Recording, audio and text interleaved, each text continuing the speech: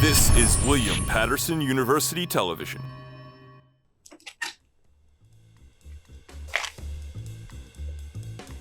Fine. Are you my chauffeur? Well, I mean, I didn't come all the way from Mississippi to try the pizza, although I should have. Calvin, what the hell are you doing here? Just playing for the Knicks or whatever. Are you here to take me to the show? Are you gonna keep asking me questions, Riddler, or are we gonna get at it? All right, let's go. Just.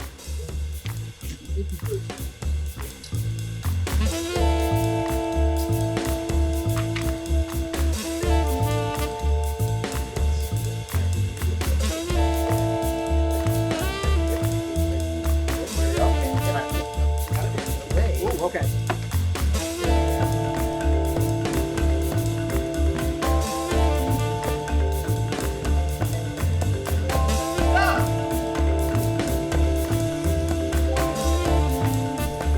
Live from Studio A in Hamilton Hall, it's The On Time Show, starring Caleb Koch.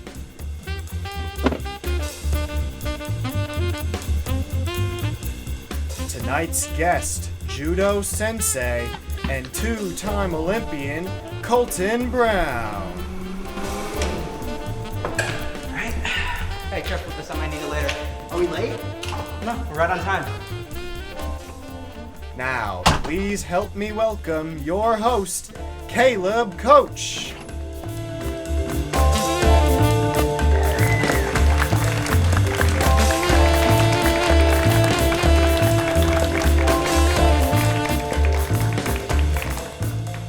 Hello, everyone. My name is Caleb August Koch, and welcome to the On Time Show. Thank you.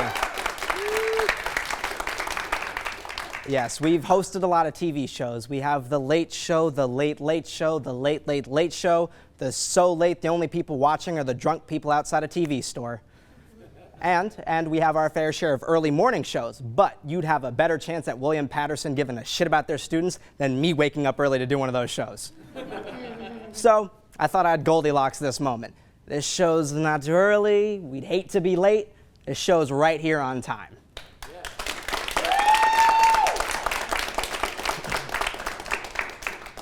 Biden has announced he will be running for president again, and Trump slammed him, calling his presidency a failure. Trump probably said this through his one call a day on the prison phone. A headline from the New York Post said, according to Republicans, Biden's corruption was enough to disqualify him from office. So what's the bar? We had a racist, xenophobic, transphobic, and every other ist and ick guy be president, and he was fine, but Biden should be disqualified. So now every old white man can't run for legislation? If you haven't noticed, that's everyone. Our legislation still looks like a Kanye West concert in Texas. Now, listen, I'm fine with not having literal senior citizens in office, but then can we please have someone somewhat competent running for president? Dear God, no. You genuinely might be worse. Oh my God, we're screwed. E! News posted a story, proof Kendall Jenner and Bad Bunny are still going strong. Oh, thank God, that was really keeping me up at night. In Arkansas, a woman pleads not guilty to selling over 20 boxes of stolen human body parts on Facebook. I'm sorry. How many? What could you possibly be doing with 20 boxes of human body parts? What, were you planning to make a real-life Mr. Potato Head? A report from U.S. News stated that Utah was the best state. You ever met anyone that said, I'm from Utah? No, of course you haven't. Utah is in between Nevada, which has Las Vegas, and Colorado, which legalized weed. Utah has the ultimate middle child complex. It doesn't even get to be a full rectangle state. Wyoming came in and stole part of it like a bad uncle saying, let me hold some money. James Corden has departed from The Late Show after 8 years, and finally, the streets of LA are safe. The World Health Organization warns of a biological risk after Sudan fighters seize lab as violence marches towards a U.S.-brokered ceasefire. I think that is on my 2023 bingo card. Now all I need is a Fox News host getting fired. Tucker Carlson was fired from Fox News.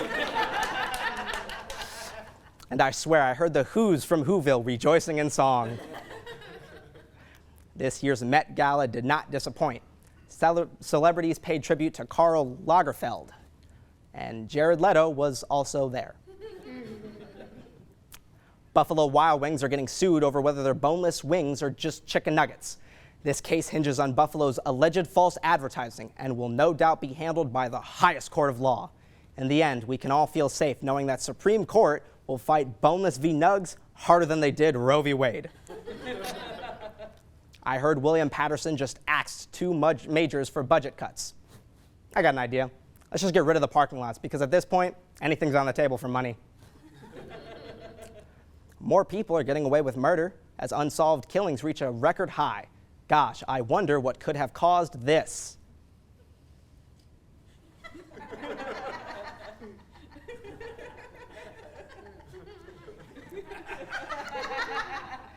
Here's an idea. Maybe stop showing everyone shows that tell people where the killers went wrong with covering it up. Better yet, maybe enough with shows like Dahmer. I feel like Dahmer being the most watched show in Netflix history should have a bad vibe. But I'm glad Netflix has learned their lesson about things like this, though.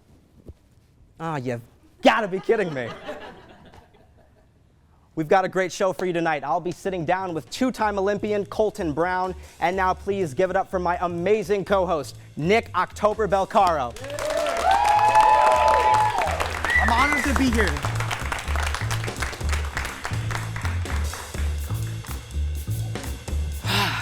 Hello, Nick.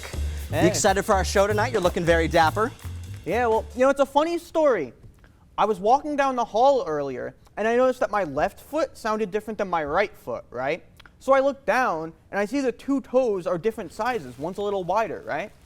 And then I went like this, and guess what? 2 different shoes. I mean, what's the world coming to?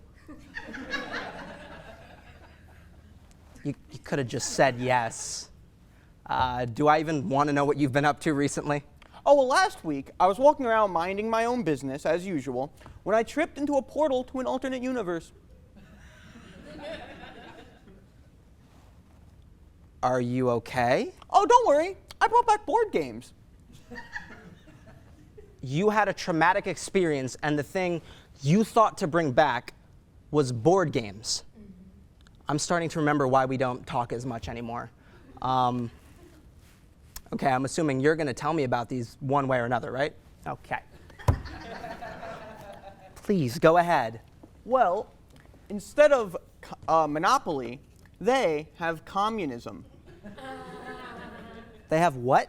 Communism. The point of the game is that everyone wins. Then what's the point of playing? Oh, you don't like winning?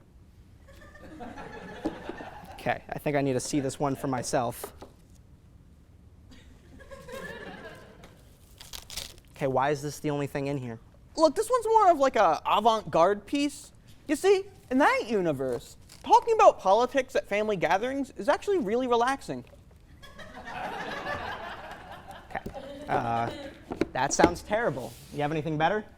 Oh, plenty. You see, this next game, it's called YOLO. But in our universe, it's called Stratego.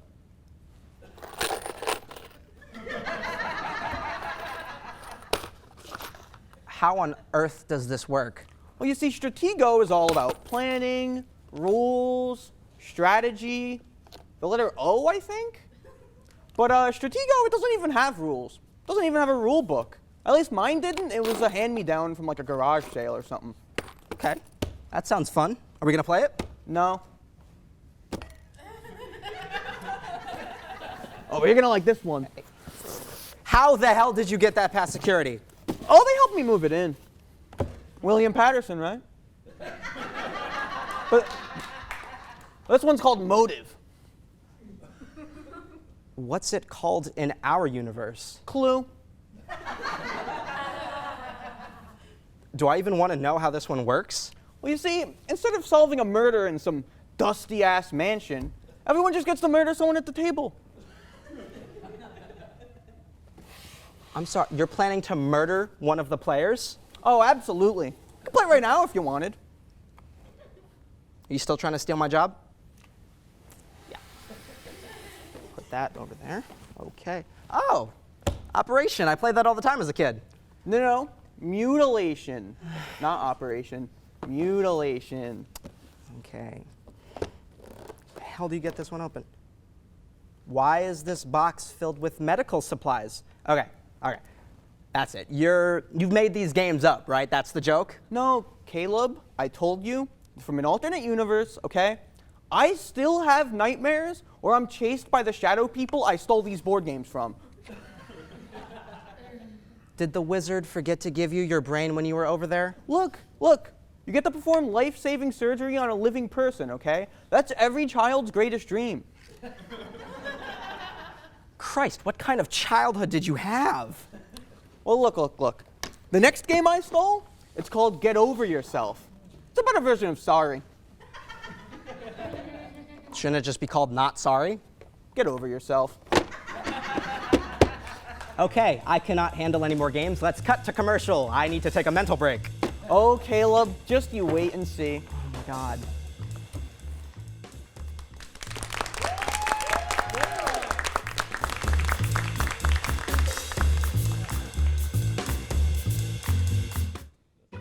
Straight from Has Been Games comes Get Over Yourself, a fun game for the whole family. It's easy. Just spin the spinner and move your piece. If you land on Gaslight, you get the chance to move another player's piece. But don't let them catch you. Land on Gatekeep and someone's in trouble. You'll lose a turn. But if you land on Girl Boss, you move straight to the finish. I'm gonna win! I don't think so!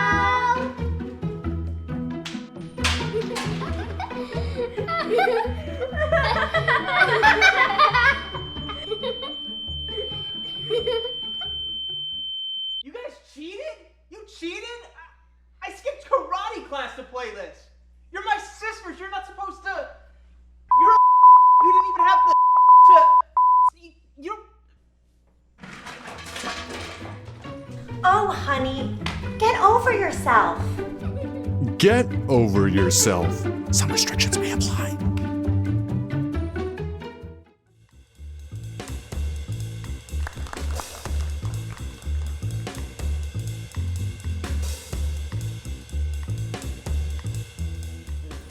Welcome back to the On Time Show. Caleb, you got some mail. Just arrived. Okay, let's see what we got here. Okay, that's a bill. That's another bill. Those are my divorce papers. Looks like a letter from my cousin Cassidy. In honor of my cousin, I think I'll do the best job I can to impersonate them. Let's see. How you been, cousin? We know you've been too busy to make time for your country bumpkin in-law working little patootie off in the big city. I told them I work for SNL. You may have fun with your skyscrapers and your literacy rates. We still know how to have fun here in little old Arkansas. And to prove it, we've been sending you postcards from all the cool places we've been on our family summer vacation. Jeez. Okay. Let's see what we got here. Wishing you were getting wet and wild at the Kansas water factory. Did you know Kansas has got the world's first water factory? We used to just drink it straight from the ocean like everybody else does. But then in 1906, famous entrepreneur Jiminy G. Smithin found a way to make artificial water out of lead paint chips and asbestos scraps. What the hell? Now, the original owners sold the factory after lawsuits, but we stopped by to have a few glasses on account of it being a regional delicacy and all. And I'll tell you, that stuff will get you slammed faster than a jug of moonshine, even if it turns your lips and veins purple for 3 days. We sent you a little vial of this stuff so you know what you're missing out on. Love, your cousin Cassidy. Thanks, Cassidy. I'll remember to get that the next time I want someone poisoned. Hey, I'll take it off your hands if you don't want it. Read the next one. Read the next one? Yeah, okay. Having a hell of a time here at the second layer of damnation. You remember when I wrote my dissertation on Dante's The Inferno, right? Well, who would have thunk that the second layer itself was right here in little old Oklahoma? The kids love looking at the wind-whipped sinners, cursed to be thrown endlessly by a typhoon of God's wrath. Well then, and we even bumped into Cleopatra herself. Who knew she was such an ace at canasta? Apparently, the fifth circle used to only be 50 miles away, but they tore it down to build an Amazon warehouse. What can you do? See you soon, Cousin Cassidy. Jeff Bezos strikes again, and I thought I was in hell already. Okay, our family bonds are as strong as the chemical bonds present in concrete, many types of which are on display here at the National Cement Museum and Concrete Museum. Wowee, who would have thought semen was more for just tasting good? I'm just pulling your leg. I know you're not supposed to eat cement, no matter how much it resembles my wife's cooking. But in all seriousness, we had a blast. We got to see all kinds of cement, like Portland cement, gray cement, white cement. Okay, I'll level with you. This place was born as sin. I mean, they had an exhibit where you could go watch cement dry, and it wasn't even open. The kids begged me to go to the Hall of the Famous Seaman, but the main item was a chunk of the Berlin Wall. Now, pardon my saying so, but if it really was semen worth displaying, now it would have been in one piece. Well, anyways, we're hitting the pavement and heading back home, so we'll come over sometime soon and show you all 300 pictures we took along the way. X's and O's. I know you love letters so much, Cousin Cassidy.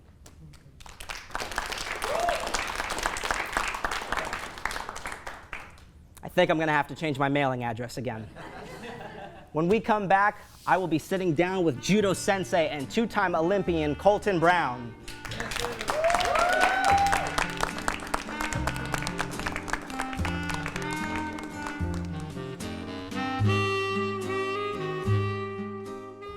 One of the worst events happened on this very campus that made everybody tremble. They were cutting animation as a major. Oh yeah, there was also a murder that happened as well. A William Paterson student was recently murdered right outside of Hamilton Hall. I really like taking pictures. Billy the Bear was stabbed 13 times when he fell and the killer escaped. It was actually a bear? Is it hunting season? What? This is my job. This is journalism. Tell us what you know about the bear.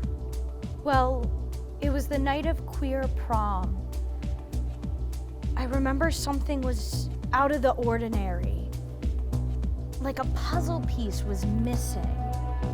But then Pio the bear showed up and everything was better. God damn it!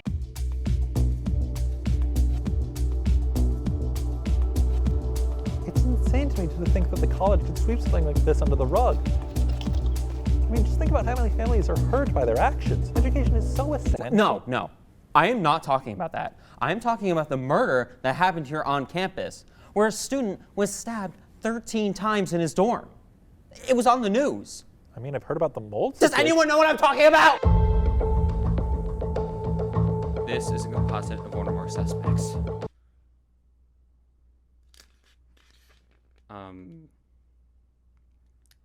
She had hair.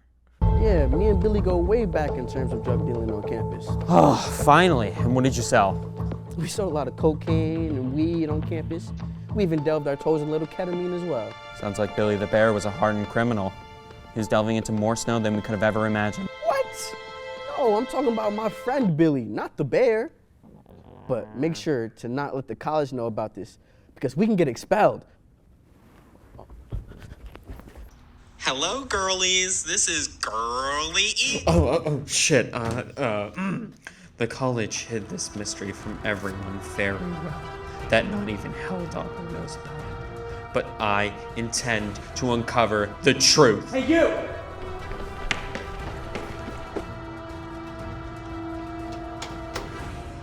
Then tell me, what do you know about Billy and Pio the Bear? I don't know anything about Billy. When I started here, it was just Pio, and it's pronounced Pio. It's Pio. No, it's Pio. Pio. Pio. Pio. Pio. Pio. Fuck! I'm right.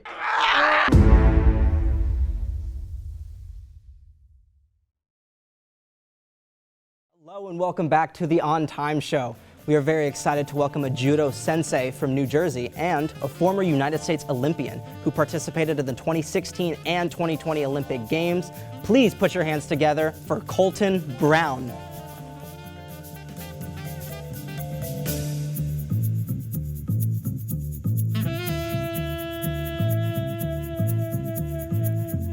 As well.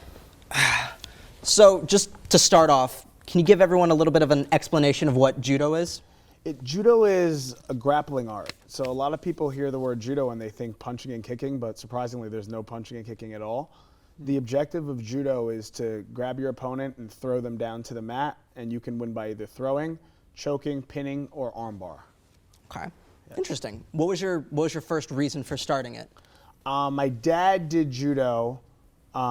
He's a black belt, so growing up, I was always on the mat. So when I was 2, 3, 4 years old, I was always on the mats, watching him train, watching him compete. So I was eager to get on the mat from that age.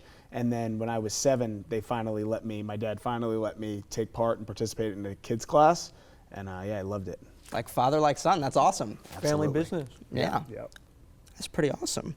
As we said, you made it to the 2016 Olympic Games. What was your experience like there?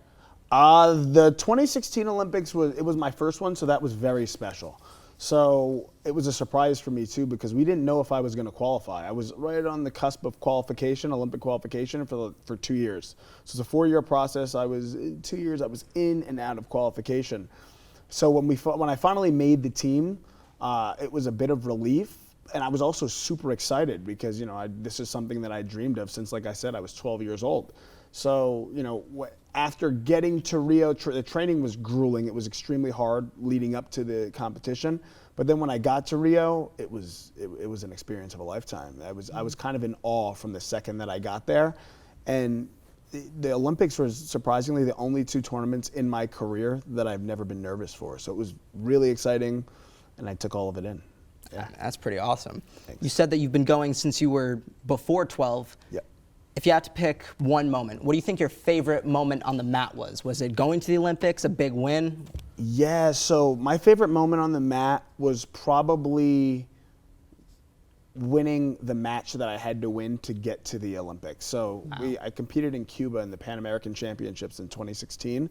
And in order for me to qualify for that first Olympics, I had to beat 3 people that I had never beaten before. So I had to beat the 3 guys, and one of the guys that I had in the semifinal, I'd actually lost to him 3 times prior to that. Wow. Never beaten him, and it was either me or him. So whoever won that match would go to the Olympics, and it was a guy from Cuba. And when the match went into what's called golden score, overtime. There was no score in regulation, so we went into overtime, and the training that I spoke about before leading up actually paid off because it came down to stamina, and I just had more stamina. And after I won that match, I was like, man, all these years of hard work and the work that we put in was worth it. So that was probably my favorite moment. What's going through your mind at a time like this? Like, if I lose, I'm done, but I have to beat someone that I've never beaten before. Yeah, I prepared for it. So I never thought about losing. That day, I never ever thought about losing. For whatever reason, when I woke up for the competition that morning, I knew that I can beat anybody in my division on this day, and I knew that I felt prepared. And I was like, this is what I've worked my whole life for. And I think there's not a lot of people that worked harder than me at that point. So, I was excited, and losing never crossed my mind that day. Competitive mindset, we love that. Thanks. Okay, so I'm not reading this. Look, I slipped that one in. I'll read it. I'd prefer if you didn't. I'll do it. It's fine. Uh-oh. So, you spent quite a lot of time in the Olympic Village, but I heard a lot more physical activity than just judo goes on. Like sex. Yeah. Yeah, that does go on there. That is a part of the Olympics. There's a lot. I'll put it this way: there's a lot of athletes. So you're in a place where there's a lot of like-minded individuals, and after you've spent your whole life training for something, and then that is over. So afterwards, there's a lot of extracurriculars that happen, and that happens to be one of them. Yes. Yeah. That was definitely the most professional way you could have answered that, and I thank you for that. Yeah, absolutely. I would like to apologize also. No, you're okay. That's fine. I've been asked it. Okay, well, Yeah. glad to hear that. Yeah. And back when you were competing, I played baseball growing up, and my dad always said, you know, you have to have a nutritious breakfast, lunch to get into your game set. Yeah. Big match. Yes. What are you eating beforehand? I ate the exact same thing before every match since I was 17 years old. So Superstition thing? Superstition thing. Also, you know, there's a lot of nerves that go into competing, as you know. Yeah. So I didn't want to eat anything too big that would upset my stomach or sit too heavy, and, you know, I couldn't perform the way I needed to. So you were competing in tournaments. You had a couple moves that were your favorite, or like you knew you could take them down with? Yes. My favorite throw in judo is called Tayatoshi. And I had a lot of success internationally in competition and in practice with that throw. I think we got the budget. You wanna show us a couple of moves? Now, unfortunately, I cannot because I just can't. I'm not allowed to do that. But we do have our intern over there, Gabe. He can get thrown. You want to give us a couple moves? Absolutely, I'd love to. Let's check it out. All right.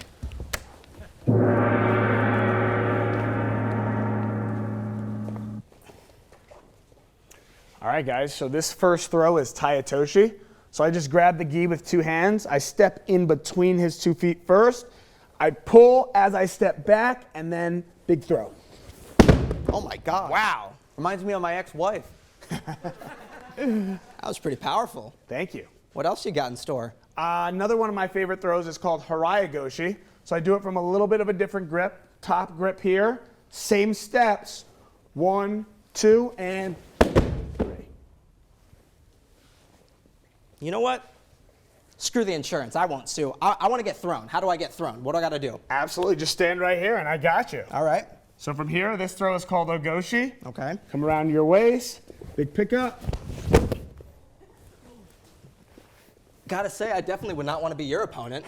I appreciate that. Wow, that was powerful. Yeah, oh my God. Well. Alrighty, well, thank you so much, Colton, for coming. We really appreciate it. Thank you guys for having me. Not a problem. Up next, Nick is heading to the bowling alley. Don't go anywhere. Watching WPTV, the only college TV station more entertaining than watching paint dry. I don't know. This is pretty entertaining. I mean, look at it. She's a beauty.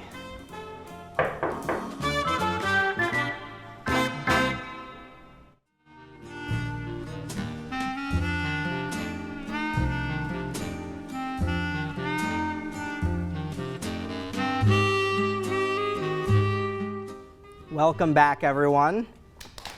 Yes. Nick, did you enjoy meeting an Olympic athlete? Yeah, he was so cool. I think I liked the part where he flipped you the most. I'm sure the audience did as well. So I heard you tried a sport for the first time. Well, you know, I tried my hand at bowling. How did this come about? Well, you know, I don't know. I found this bowling ball in my attic, and I'm pretty sure it's haunted. Christ. Nick, this could only happen to you. The only thing more scary than a haunted bowling ball is your bowling ability itself.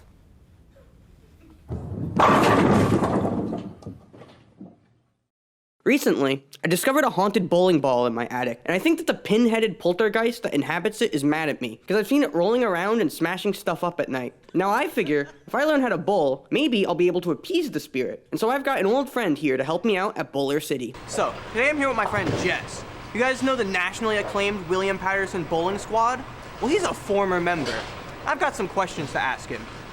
So I've heard about something called a turkey in bowling, and unfortunately I'm deadly allergic to turkey, so is that gonna cause any issues?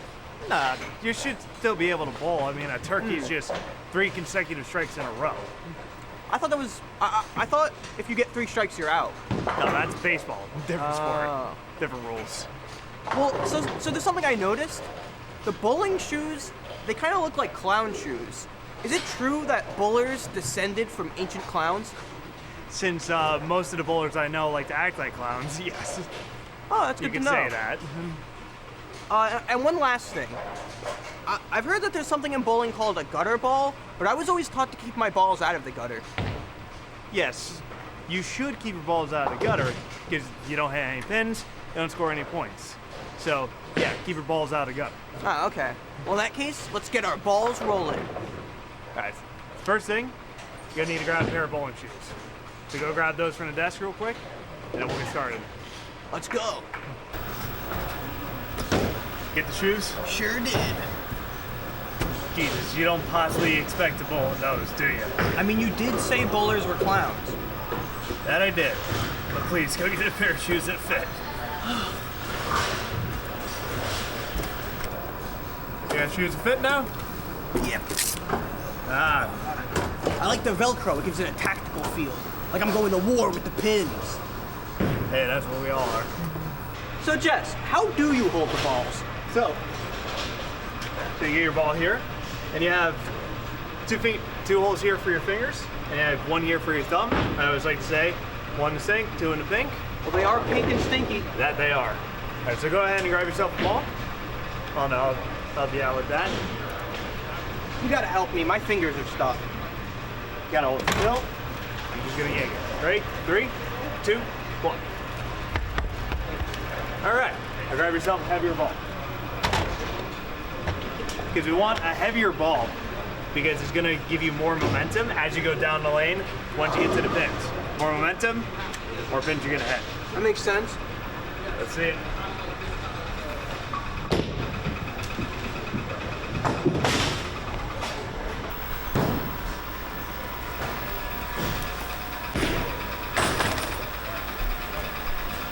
Alright. So now think of your arm like a pendulum, right? And it comes straight back, and it comes.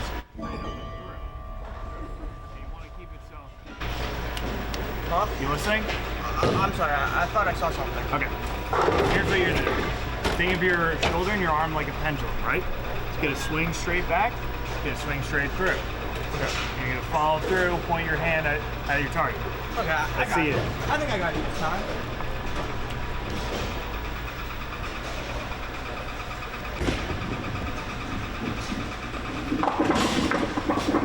Not bad. Not bad.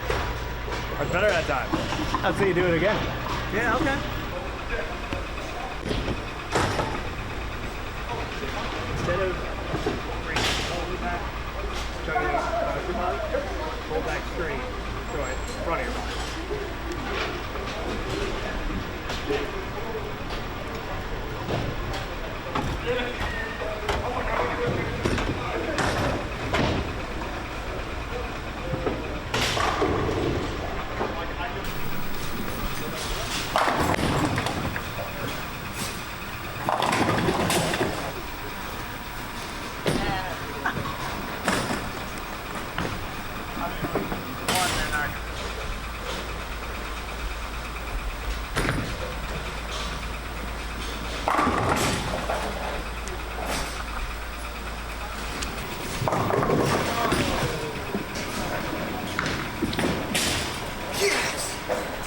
Nick, what are you doing? Well, look, I mean, first turkeys, now alligators. I didn't realize there were so many dangerous animals in bowling. You're not toddlers, right? Well, I don't think alligators and toddlers are known for being friends. They're not.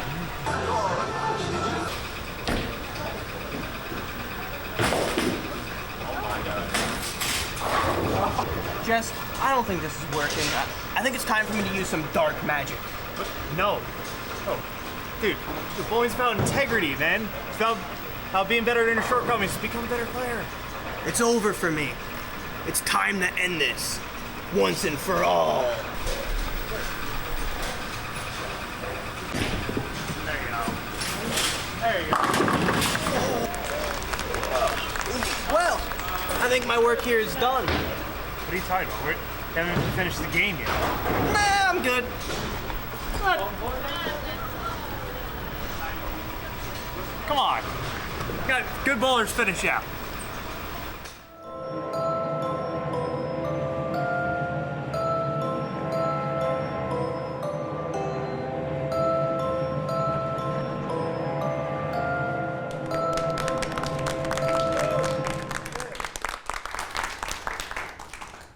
You know it doesn't look like you broke the curse, right? Funny story. It turns out I just had a gas leak and also a home intruder. think this summer is going to be some much-needed alone time for us. Oh, I won't be alone. They haven't caught the intruder yet. Campus police, am I right? Well, on that note, that is our show. Wow.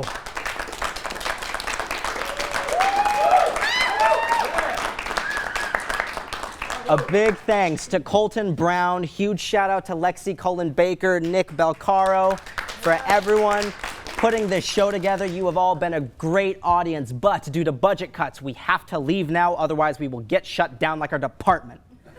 Thank you. Good night.